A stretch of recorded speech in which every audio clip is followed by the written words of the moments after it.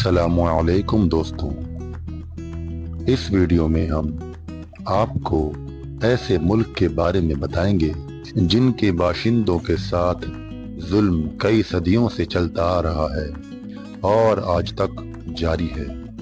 उन लोगों की कई नस्लें हालत जंग में पैदा हुई और हालत जंग में ही दुनिया से रुखसत हो गईं और तमाम मुस्लिम मुल्क अय्याशियाना जिंदगी गुजारते रहे, जबकि इस मुल्क के लोग हर वक्त मुश्किलात में रहते हैं।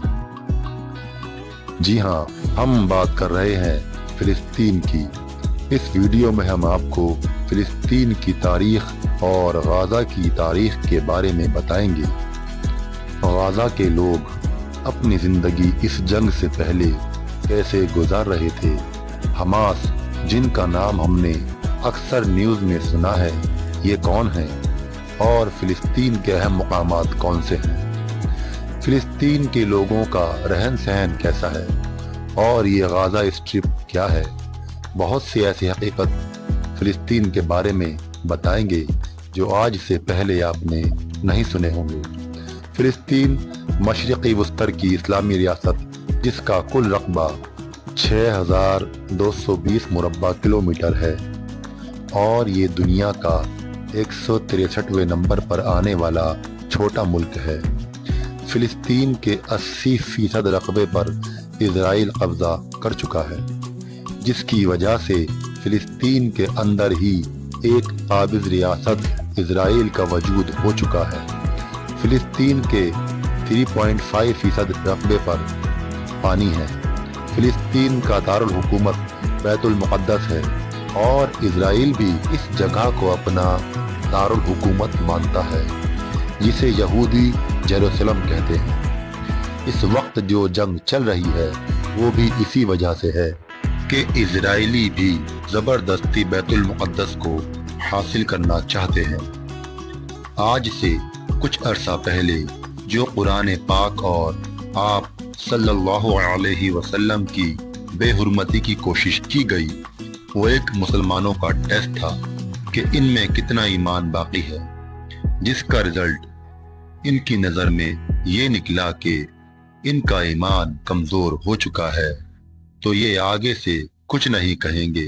इसी तरह सुल्तान अब्दुल हमीद के दौरे खिलाफत में बेहुरमती की कोशिश की गई थी, लेकिन मुसलमानों ने उनके खिलाफ जंग का ऐलान कर दिया और आज के दौर में हम बस मुज़ाहमत करके चुप हो जाते हैं, इसलिए वो आज हमारे मुसलमान भाइयों का कत्लेआम कर रहे हैं। फिलिस्तीन का सबसे बड़ा शहर गाजा है और हम फिलिस्तीन के बॉर्डर की बात करें तो एक तरफ इजराइल, मगरिबी उर्दन, जनूबी शाम, मगरिबी लबनान, बहरे रोम वाक़े है। अगर फिलिस्तीन की तारीख की बात करें तो इस इलाके में मिस्र, यूनान, शाम, रोमन, फारस और सलेबियों ने हुकूमत की। 638 ईस्वी से 640 ईस्वी में हजरत उमर रज़ियल्लाहु अन्हु ने मुकम्मल तौर पर कब्जा कर लिया था। 1095 में सलेबियों ने कत्लेआम किया और खून की नदियां बहाकर बैतुल मुक़द्दस पर दोबारा कब्जा कर लिया। 1291 तक सलीबी जंगों का सिलसिला खत्म हुआ और सल्तनत उस्मानिया ने कब्जा कर लिया। जंग अज़ीम के बाद अंग्रेजी हुकूमत ने यहाँ फौजी हुकूमत कायम की और इनकी हुकूमत के दौरान यहूदियों की आमद का सिलसिला शुरू हो गया।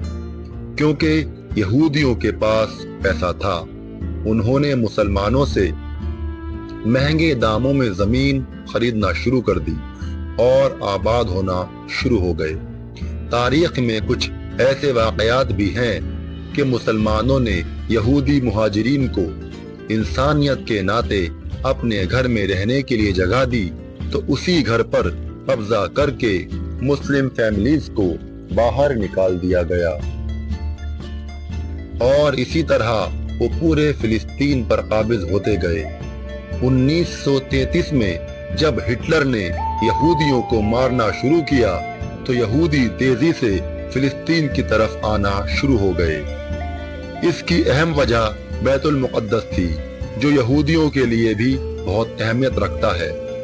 اس کے بعد مسلمانوں اور یہودیوں کے درمیان لڑائیاں جاری رہیں۔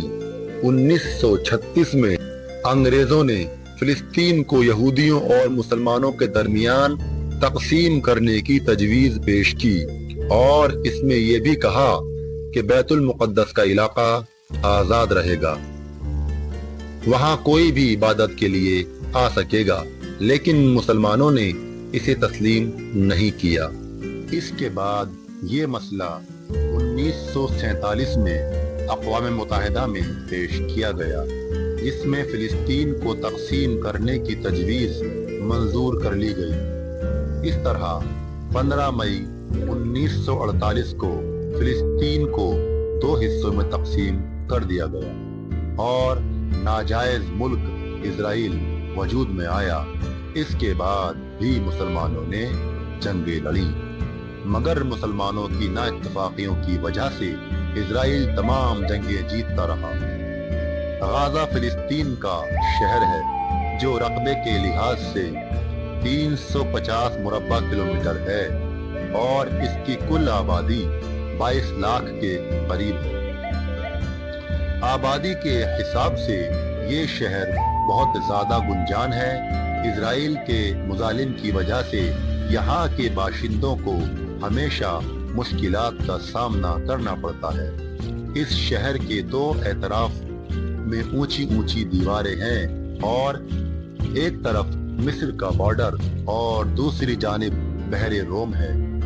پہلے یہ پورے ملک سے رابطے میں تھے، لیکن ان کے ارد گرد دیواریں کر کے شہر جیل کی طرح بنا دیا گیا۔ اگر آپ نقشے میں دیکھیں، غازہ ایک پتلی سی پٹی کی شکل میں ہے۔ اسے غازہ اسٹرپ بھی کہا جاتا ہے۔ یہ دیوار 1994 میں یہودیوں نے سیکیورٹی کا بہانہ بنا کر کھڑی کر دی۔ غازہ میں رہنے والے کچھ لوگ کاشتکاری کر کے اپنا گزارا کرتے ہیں، جبکہ زیادہ تر لوگوں کو کام کی غرض سے اسرائیل کے علاقوں میں جانا پڑتا ہے۔ دوستوں، آپ کو ایک حیرت انگیز بات سناتا چلوں۔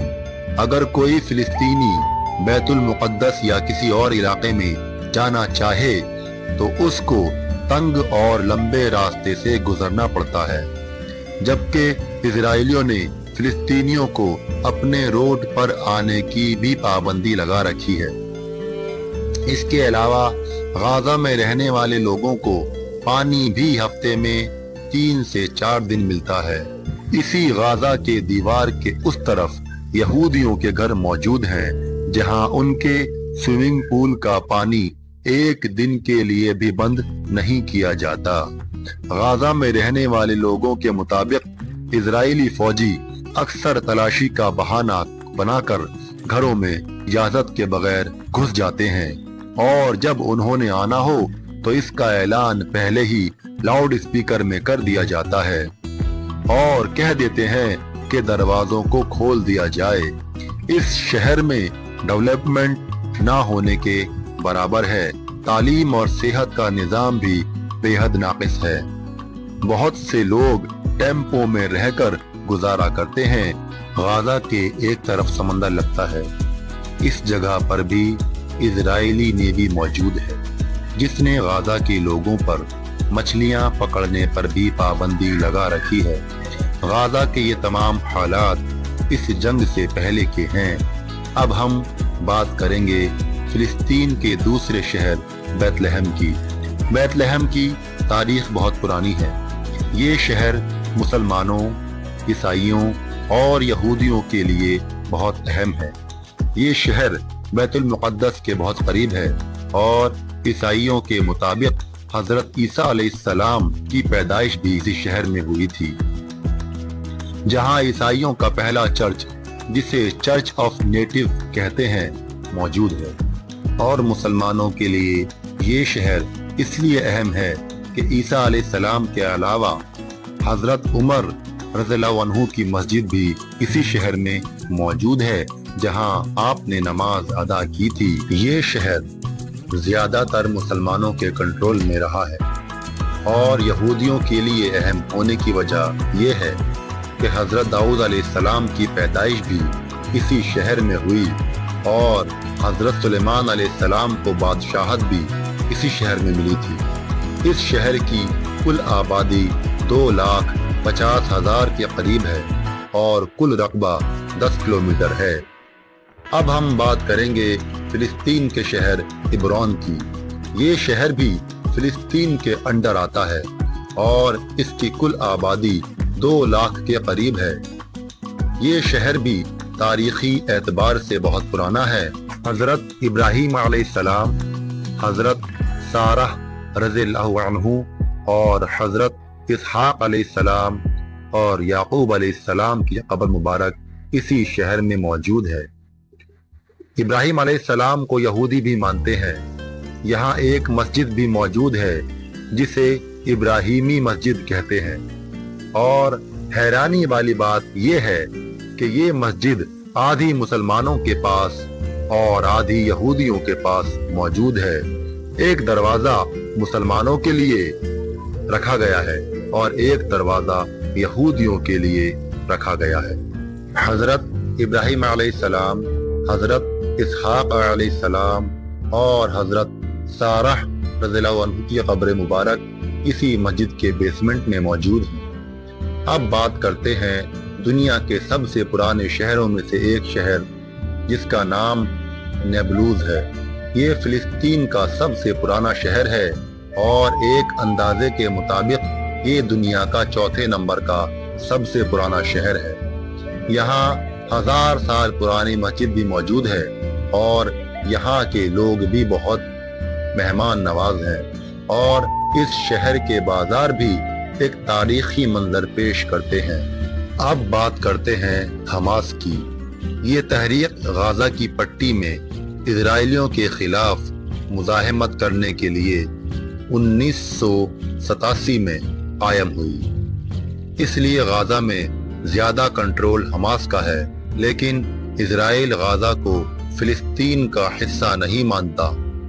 اسرائیل فلسطین کو صرف ویسٹ بینک تک ہی سمجھتا ہے، لیکن اس میں بھی زیادہ قبضہ اسرائیل کر چکا ہے۔ حماس غزہ کے مسلمانوں کو بچانے کے لیے اکثر اسرائیل کے حملوں کا جواب دیتے رہتے ہیں۔ حماس کو انڈیا، امریکہ اور اسرائیل والے دہشت گرد سمجھتے ہیں، اور رشیا، ایران، چائنا حماس کو دہشت گرد نہیں سمجھتے۔ کچھ لوگوں کا کہنا ہے کہ حماس کی مدد ایران اور ترکی کرتے ہیں، جس سے وہ اسلحہ خریدتے ہیں اور اسرائیلیوں کا مقابلہ کرتے ہیں۔ اس وقت غزہ کی اس ٹرپ کے حالات بہت خراب ہیں، مکمل بلیک آؤٹ ہے، کسی کو بھی جانے کی اجازت نہیں۔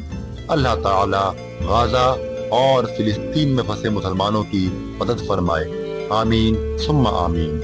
یہ تھی ہماری ایک دلچسپ ویڈیو۔